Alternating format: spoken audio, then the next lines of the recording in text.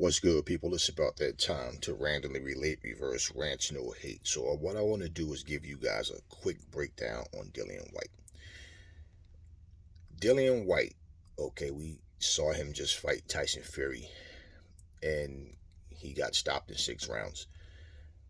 Dillian Whyte has waited and waited and been denied and pushed back, and he finally got his chance. Now, I did a video on the fight, but I want to just break down Dillian Whyte quickly and briefly. Dillian Whyte, in the past, we've seen him fight guys, and they were good fights, okay? And he showed that he was a little bit better than some of the fighters, and some fighters he just showed that he just had more, tricks up his sleeve, where I wouldn't consider these guys great fighters, but every great fighter has had a lot of wins where even if the win was impressive, the opponent wasn't necessarily great, but they gave a great effort. Okay, so now when you start narrowing down to who the elite fighters are, this is what we've seen from Dillian Whyte. Dillian Whyte likes to stand and just throw punches. He likes to stand and try to brawl and mix it up. But Dillian Whyte, if you watch him, he's more of a boxer than he is a brawler, which I've stated in the last video. But Dillian Whyte showed he's one-dimensional. He has no footwork. His hands is not that fast. He looks slow on his hands. He looks slow on his feet. Um, he's coming in against a guy 6'9", much heavier, much taller, and he's coming in a straight line. He showed no ring IQ, no sidestepping, no body work, just constantly coming in, winging shots from behind his back, trying to land headshots. And when you fight like that, you leave yourself wide open. So basically, if Tyson Fury wanted to go into counterpunch mode, he probably would have knocked Dillian Whyte out earlier, because there were several times when he was wide open. Dillian Whyte did absolutely nothing. And for all the criticism that he gave Anthony Joshua, well, he can't talk because he didn't do anything at all. I mean, I don't feel like Anthony Joshua left it all in the ring against Usyk, but I definitely don't feel like Dillian Whyte did anything. And as I stated in the last video, Anthony Joshua definitely looked better, much better against Usyk than Whyte did against Fury. I mean, at least Anthony Joshua was landing some shots. At least he tattooed Usyk's face up pretty good, and basically he didn't do what he was supposed to do. He did what he knew how to do. Put it that way. He didn't leave it all out in the ring, but he definitely made a better effort than Dillian Whyte. Dillian Whyte was content with just staying on the outside, trying to land. He wasn't working his way in. Only thing he was doing was keeping a high guard and staying in front of him, but he wasn't doing anything. And when you basically have been when people exploit your weaknesses, and now everybody can see, Dillian Whyte looks good against flat-footed fighters that really, they like to fight but not necessarily box. And pretty much, when you go against a guy that can work behind the jab, when you go against a guy that can, switch hit, then you're going to have problems. And in all honesty, he got beat with basic tactics by Fury. Fury didn't do anything special. Fury looked like he was in there having fun, like playing. He didn't even look serious. It didn't even like a sparring match. It almost like a father saying, "All right, son, let me see what you got now. You're getting up there in age now. You're a big boy. Let me see what you got." That's what it looked like. It looked like a father just playing with his son. Like, I don't really want to hurt you. I'm not trying to hurt my son. I just want to see what he has, and I'm just playing with him. It didn't. It was an underwhelming fight, to even the point where I'm thinking, okay, Whyte looks like he's content with just doing what he's doing. He's frustrated. I know he wants to win. He wants to try to get in and catch him, but he showed nothing. Nothing. So, looking at what happened in that fight, now when you finally fight an elite guy, like we said with Wilder, when he fights an elite guy, those weaknesses will be exploited. It's the same thing that we just saw. And what actually happened in that fight was one, okay, one, we see that Dillian doesn't know how to cut off a ring. Two, the obvious, the obvious thing that he needed to do, the strongest part of his attack was to the body.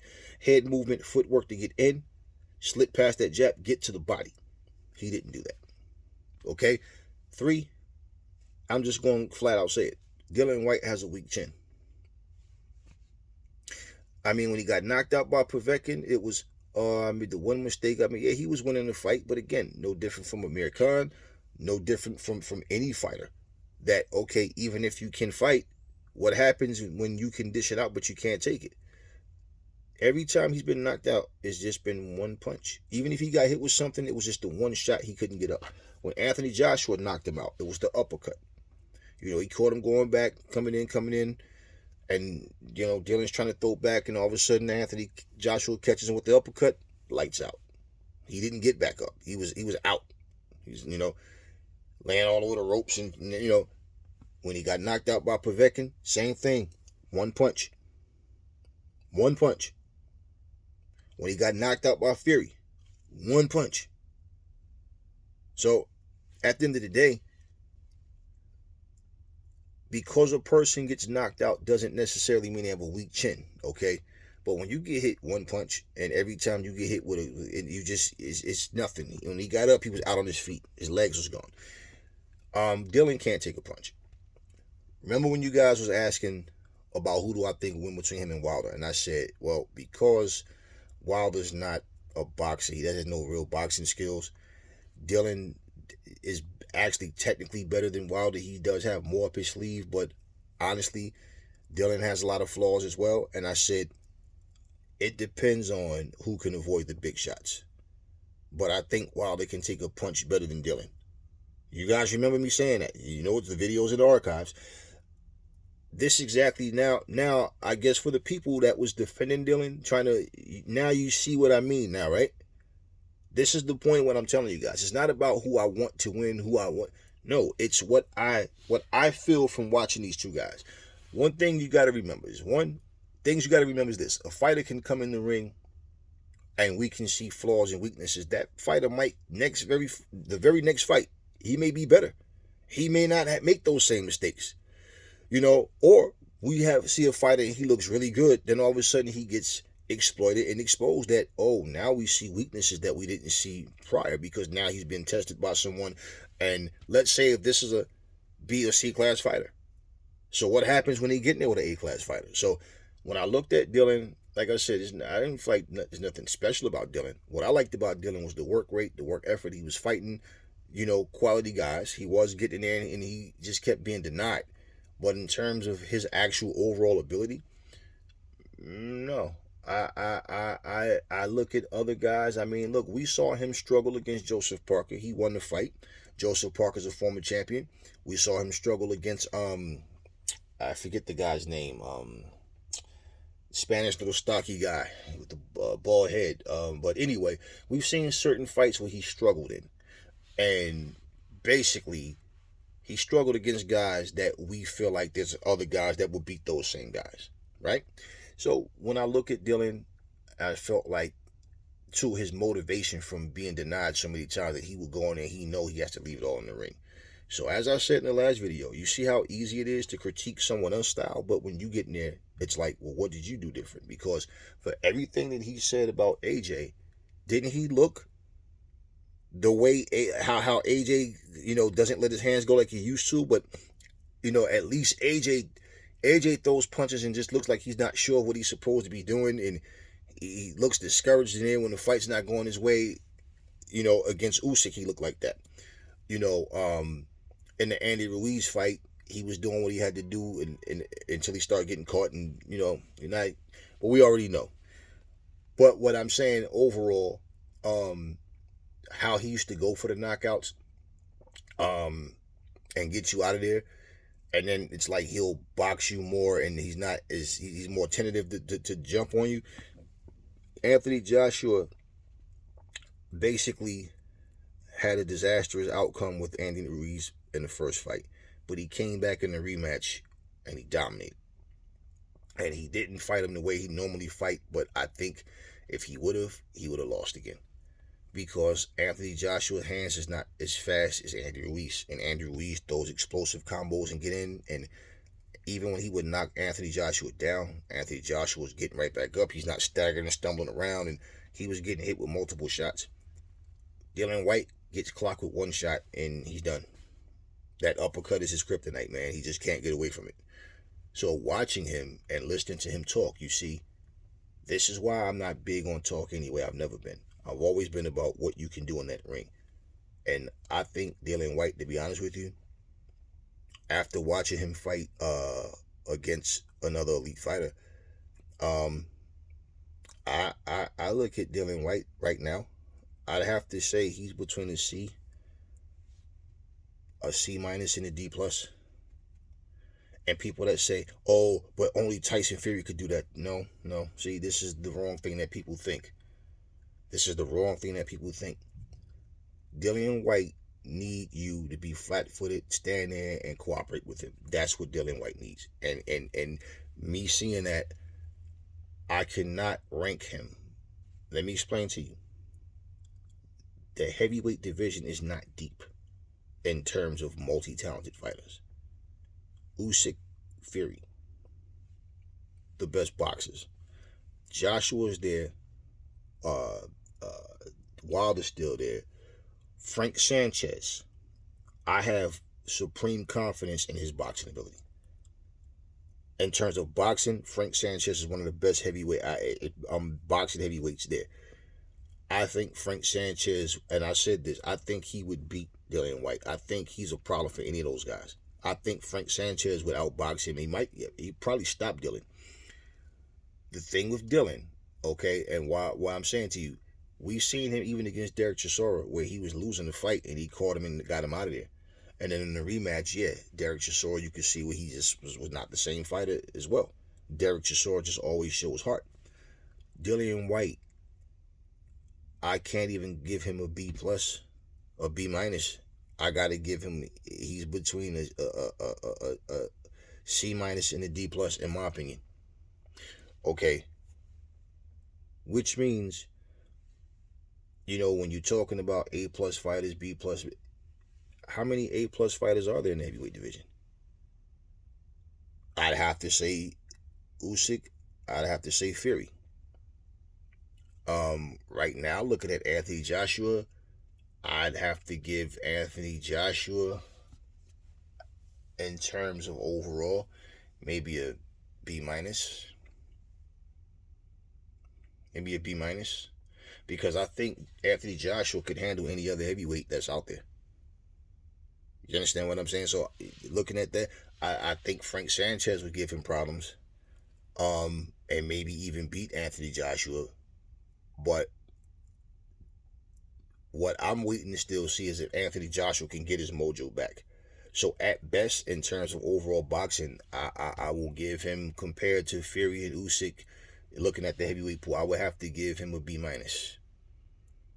I'll have to give him a B minus, and that's if he can get it all back together. Because what I've seen from Anthony Joshua, overall, I would give him like a C plus from what where he was, like where he is right now. So we're not going to play the game of favoritism, and no, I don't do that. But what I will say is, going forward, Dillian Whyte, after getting knocked out again with one punch, people are going to understand he can't avoid the uppercut. And if he's fighting guys that lack boxing skill and ability, I'm not saying he can't get in there and beat some more guys, no. But what I'm saying is, Dillian Whyte's a fighter, and he showed it against Povetkin that he can be ahead on the scorecards. But with Dillian being exploited like that, people are going to see his limitations and what he can't do. And what's going to end up happening is he's going to wind up fighting someone where he wants to still show that, hey, I'm still that same guy, as he should. But they're going to know what his weaknesses are. And the thing with Dillian especially against taller fighters. They're going to look at that and go, okay, I might not be as tall as Fury, but guess what? Dillian can't handle a jab. He can't get. He doesn't know how to get away from it. I think he would have beat a guy like Dominic Brazil, because even though Dominic Brazil is tall, 6'9", I think he's the only other 6'9" guy in the division, but he's slow. He cannot box, and he fights the wrong style. He tries to fight like a short guy, close quarters, and he's going to give Dillian Whyte every opportunity he needs to win, because he's not a smart fighter. He knows what he should do. He can judge a fight. He talks very intelligent, but his ability in the ring is different. So Fury shows you, it's like I said, you can have the same reach, same height, same weight. It's the skill level. Skills do pay the bills. So I think that Dillian Whyte did not leave it all in the ring. I think he should be disappointed in his performance. And the fact that not only did he get knocked out, but he got knocked out in 6 rounds. So even though I feel like, he tactically he showed more against different opponents than Wilder has, I always said there's no guarantee that he beats Wilder. At least Wilder, look, let's not get it twisted. Wilder's not a good boxer at all, we know that. But at least in Wilder's last fight, Wilder left it all in the ring. He was the same Wilder, but he was trying. And he left it all in the ring, and he managed to drop Fury 2 times. So, at least, Wilder can say that and hold his head up to say, look, I went in there and tried. Now, all those excuses and kept bringing up the first 2 and all this, that was just ridiculous, and that was just, like, nasty. But Dillian Whyte cannot possibly be proud of that performance. If he really feels like, hey, man, I tried my best, and that's all he could do, okay. But if that's the case, then he has to know that he has a lot more work to do. And when you've been fighting a certain way all your career, it's hard for these guys to change. So we'll just have to see what happens from there. But Dillian Whyte has work to do, and I think that Dillian Whyte is going to lose to other guys. Looking at what I saw against him, unless, if you're going to continue to fight who are considered the top guys, because when we use the term elite, let's just be honest, it's not a lot of elite heavyweights. It's not. And Dillian he was amongst them. He was amongst them. And like I said, win, lose, or draw, he earned his shot. I'm not going to know. He should have got his shot. He earned it. People don't say, oh, nah, see, he should have never gotten. No, he earned his shot. But he showed he's just not good enough to beat Tyson Fury. It's as simple as that. So now looking at what he brings to the table as a heavyweight boxer, as a contender, there's several guys I can see beating Dillian Whyte. And we'll just have to see where he goes from here. But breaking Dillian Whyte down, Dillian Whyte has flaws and weaknesses that I knew he had. But fighting against an elite guy, you see more now. And pretty much, if he had to fight against Wilder, you see the way Wilder keeps distance. I think he'd have more success against Wilder, because Wilder's style, how he lays back and wait, Wilder will lose rounds just to land that punch. But I think that Wilder takes a punch better than Whyte does. And also, I think that between the two, that when it comes to it, and it comes time to these guys that, okay, look, we got to leave it all in the ring. I'm trying to get you out of there. It just comes down to who can avoid the biggest shot, because I'm not impressed with either one of them in that sense. But overall, with Dillian Whyte, when it comes to top guys, there's nobody that I clearly feel like it's a clear win for Dillian. So I'm giving Dillian Whyte as a fighter, like I said, I'm giving him a D plus or a C minus. He has a lot of work to do, y'all. A lot of work. So we'll just have to stay tuned and see what happens with the rest of the heavyweight division and where they go from here. And after, we get Usyk versus Joshua, see how things go. Is Fury going to really retire? Is he going to come back? When is Frank Sanchez going to get elevated? Because honestly, that's the guy I want to see. Frank Sanchez is the guy that I want to see getting there with these top guys. I believe that Frank Sanchez now, see, because of Fury's height and the fact that Fury knows how to work behind that stick, and he can't move like he used to, but he can move enough to keep you behind that jab. He's long enough and rangy enough, and he's a big dude. So he'll give the smaller guys a problem for that, just for that reason alone. Because Fury can fight, whether you like him or not. The guy can fight, okay? But he didn't have to do much. It like he was playing with this guy, man. He didn't have to do much in this fight. But because of that, the size difference, he'll more than likely give Frank Sanchez problems. But for the rest of the heavyweight division, I think Frank Sanchez is a nightmare for these guys. Hopefully, we get to see things unfold and see how the heavyweight division plays out.